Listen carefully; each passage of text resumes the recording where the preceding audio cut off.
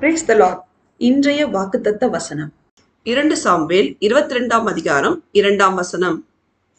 கர்த்தர் என் கன்மலையும் என் கோட்டையும் என் இரட்சகரும் ஆனவர்.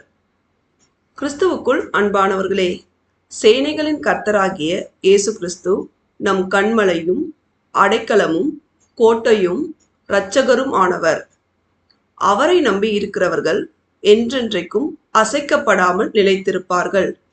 தாவீதை போல நாமும் நம்முடைய நெருக்கத்திலே எதற்கும் பயப்படாமல் நம் சேனைகளின் கர்த்தராகிய இயேசு கிறிஸ்துவின் மேல் முழு மனதோடு விசுவாசம் வைத்து அவரை நோக்கி கூப்பிடும்போது அவர் தமது பரிசுத்த ஸ்தலத்திலிருந்து நம் சத்தத்தை கேட்டு நம் கூப்பிடுதலுக்கு செவிசாய்த்து நமது வேண்டுதல்கள் அனைத்தையும் கேட்டு அவை எல்லாவற்றையும் நிறைவேற்றுவார்.